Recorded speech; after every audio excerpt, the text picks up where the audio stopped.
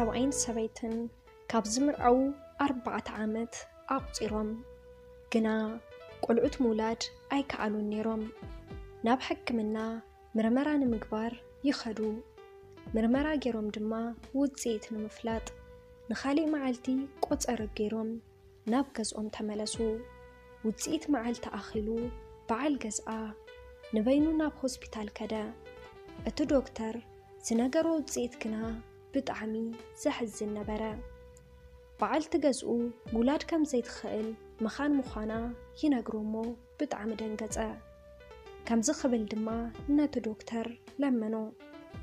በዓልቲ ገዛይ ሂዘያ ክመፅየ ግና ክትወልድ ከም ዘይትኽእል ከይትነግራ ኣነ ምውላድ ከም ዘይኽእል ኣፍልጣ ብምባል እናተማፀነ ለሚኑ የእምኖ።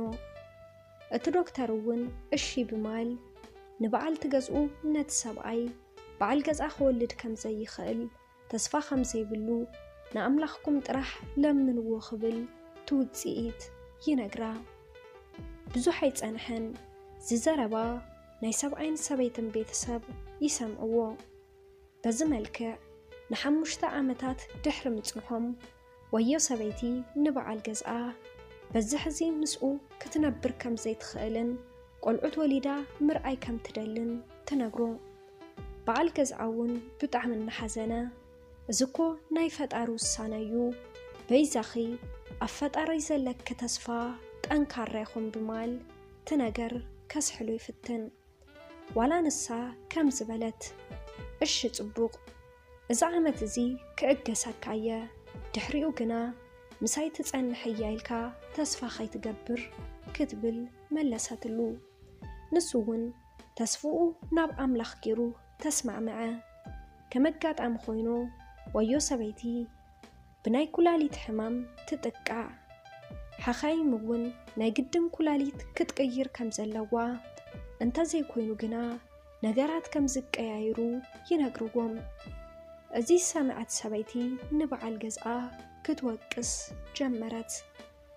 ብሰንኪ ኻየ ከም ዝኾይነ ፍትሐኒ ናብራይ ክነብረሉ ክብለካ ተለኹ እምቢልካ ናብ ብዙሕ ፀገም ዘእተኻኒ ንስኻ ኢኻ ኢላ ንበዓል ገዝኣ ወቐሰቶ።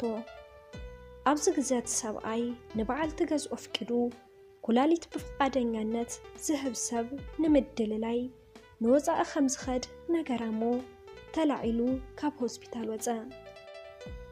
ብዙሕ ኣይፀንሐን ድሕሪ ሰሙናት ይድውለላ።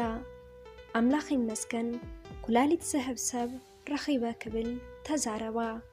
ሓደ ኣብ ዓዲ ዓረብ ተወሊዱ ዝዓበየ መንእሰይ ናብ ዘለቶ ሆስፒታል ከይዱ ኩላሊቱ ክህብ ፍቃደኛ ዝኾነ ሰብ ንሱ ምዃኑ ይነግሮም። ኩሎም ቤተሰብ ተሓጎሱ። እቶም ወለዲ እውን ነቲ ቆልዓ መረቕዎ። ይኹን ደኣ እምበር ኩላሊት ዝህብ ሰብ በዓል ገዝኣ እምበር ዝመንእሰይ እዚ ኣይኮነን ነይሩ። ሰበይቱን ቤተሰብን ንኸይፈልጡ ተጠቐሞ መንገዲ ነበረ።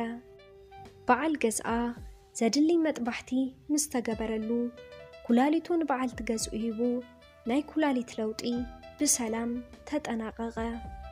ኣምላኽ ተመስገነ ይኹን። በዓልቲ ገዝኡ እውን ጥዕናኣ ሙሉእ ብምሉእ ተመለሰ። ኣምላኽ ንኸምዚኦም ዝበሉ ለዋሓት ሰባት ኣይገድፍን እንድዩ ዝበሃል። ብዙሕ ተይፀንሐ በዓልቲ ገዝኡ ምጥናሳ ፈለጠት።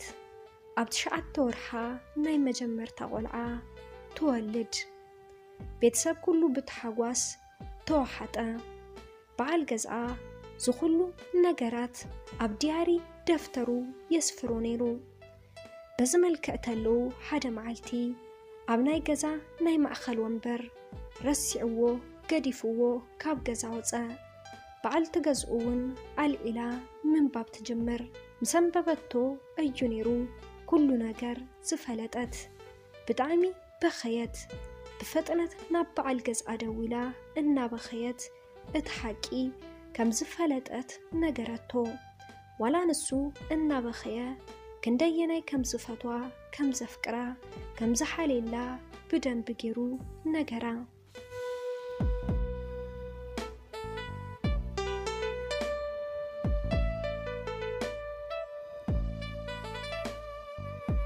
እዝኹሉ ምስ ፈለጠት ንኡኡ ካብ ዘለዋ ክብርን ፍቕርን ተለዓለ ድሕረት መዓልቲ ብሙሉእ ዓይና ደፊራ ከም ዘይርእቶ ኣብ ቀረባኣ ዘለው ሰባት ምስክር እዮም። ንዝሓለፉ ዓመታት በይኒ በኪ ከም ዝነበረን ንብዓቱ ዝጸርገሉ ሰብ ከም ዘይሰኣነ ሎሚ ግና በዓልቲ ገዝኡ ክትበክተላ ኣጆኽ ብምባል ንብዓታ ይጸርገላ። እዝዩ ናይ ጽቡቕ ግብሪ መልሱ። ኣብ መወዳእታ እውን ሕጉስ ህይወት ምንባሮም ቀጸሉ። ኩሉ ግዜ ተኾነ ትዕግስተኛን ተኣማንን ኮንካ ብቕንዕነት ምንባር ኣምላኽ ዝሓሰብካዮ ከሳኽዐልካ ይገብር እዩ። እዚ ሓቂ ርኡ ዝጸሓፎ ሰብ በዘጋጣሚ ንኹላትና ፈጣሪ ትዕግስተኛታትን ቁኑዓትን ይግበረና ይብል። ፍትዋት ተኸታተልተይ ብዘይ ሰላምታ ነይረ ብቐጥታ ናብ ፕሮግራም ኣቴ ከመይ ኣለኹምለይ? እዚ ማኪ ሚድያ እዩ። ተራኺት ኣነ ማክዳየ። እዚ ዝብለኩም ዘለኹ እዚ ታሪክ ከቕርብ ተለኹ መንያ እዚኣ ዝብል ኣይሰኣንን ብዝብል እየ። ካልኦትኩም ግና ተኸታተልተይ ስለ ዝኾንኩም ድምፀይ ምስ ሰማዕኹም ትፈልጡን ይመስለኒ። ብዝኾነ እዚ ታሪክ መምሃሪ ክኾን እዩ ኢለየ ናባኹም ኣቕሪበዮ። ዝተሰምዐኩም ሓሳብ ኣብ ኮመንት መውሃቢ ቦታ ጸሓፉለይ።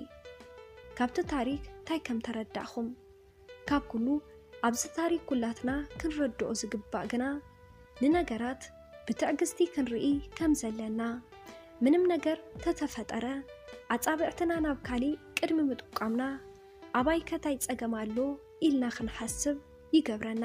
ምኽንያቱ ዛሰብ እዚኣ በዓል ገዝኣዩ ዝኹሉ ነገር ዝኸፈለላ ይኹን ዳ እምበር ዝኹሉ ነገር መስዋዕቲ ዝኸፈለላ ሰብ ንሱን ከሎ እቲ ጸገም እውን ካብኣን ከሎ ካብ በዝሕ ሕዚ ተዘይወሊድና ካባኻ ክፍለየ እያ ዝበለት። ምኽንያቱ ኣስተውዒላ ብዘይ ምሕሳባን ንሱ ይሙላድ ዘይኽእል ስለዚ ኣነ ወሊደ ክነብር እየ ኢላ ሓሲባ። ብዙሓት ሰባት ነገራት ተይጻረና ምውቕ ሓዳርና ትዕግስቲ ብምስኣን ንፈላለሞ ዳሕራይ ተሓቂ ምስ ፈለጥና ብዝገበርናዮ ንጽጸት ሰባት ኣለና እሞ ብግልና ዝፍጠሩ ነገራት ብደንቢ ልቢልና ክነስተውዕል ኣለና ይብል። ብኻሊእ ፕሮግራም ክሳብ ንራኸብ ኣብዚ ክሰናበተኩም በብ ዘለኹሞ ሰናይ ንዓኹም።